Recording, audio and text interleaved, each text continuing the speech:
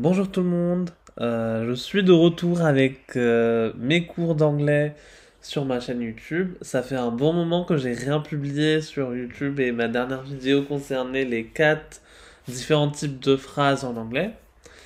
Donc on avait déjà abordé la phrase déclarative, la phrase interrogative. Aujourd'hui on va parler de la phrase exclamative et la phrase impérative. On va commencer du coup par la phrase exclamative qui est dite exclamatory sentences en anglais.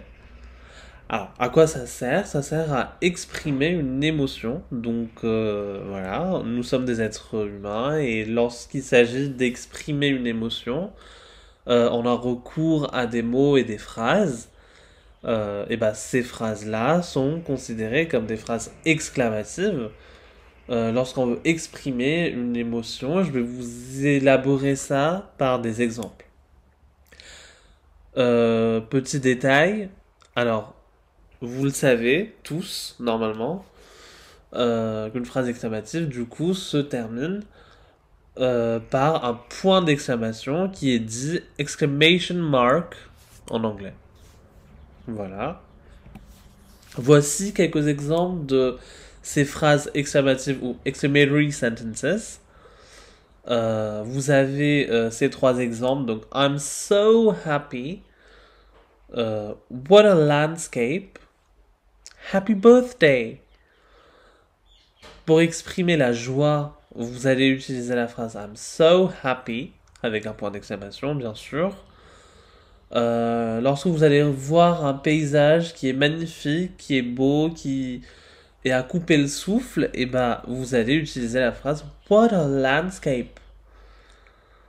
Et ensuite, pour souhaiter à quelqu'un son anniversaire, bah Happy birthday.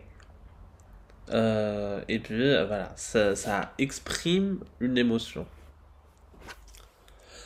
Passons maintenant à des phrases impératives. Donc, quel est le sens de ces phrases impératives ou imperative sentences? Ces phrases servent à donner un ordre. Alors, ça peut être un ordre plus ou moins hiérarchique.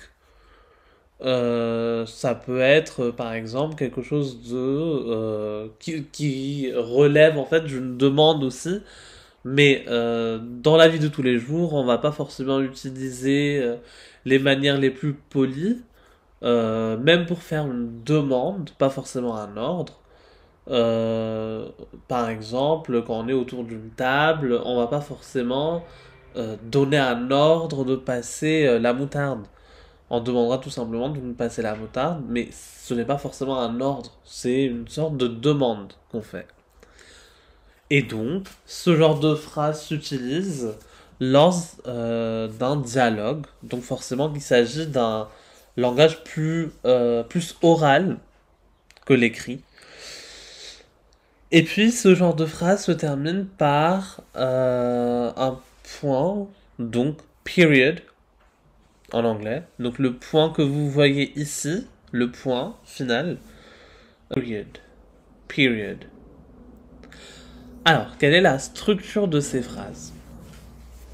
En ce qui concerne la structure de ces phrases, eh ben vous avez le verbe en question sans usage du pronom personnel. Comme il s'agit d'un oral, on sait à qui on s'adresse et la personne qui est adressée le sait aussi.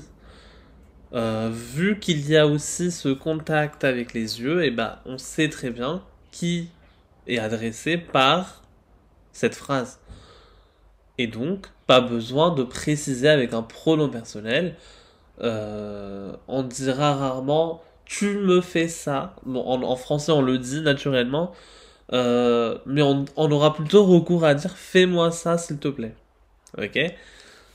Je vais élaborer ça avec quelques exemples de ces phrases impératives ou imperative sentences. Nous avons par exemple pour the milk in the cup. Verse le lait dans la tasse. Wash the dishes. Lave-moi les assiettes. Bring me the files. Apporte-moi les classeurs. Apporte-moi les dossiers. Voilà, files peut avoir plusieurs significations. Ça peut être littéralement les classeurs ou bien les dossiers.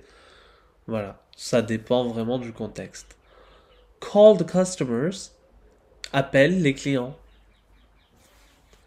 Et donc, dans un monde professionnel, on aura recours à ce genre d'ordre, mais pas forcément. Par exemple, le premier exemple, pour the milk in the cup, on s'imagine autour d'une table, assis avec sa famille ou ses amis. Ce n'est pas forcément un ordre, mais plutôt une demande faite un peu moins poliment.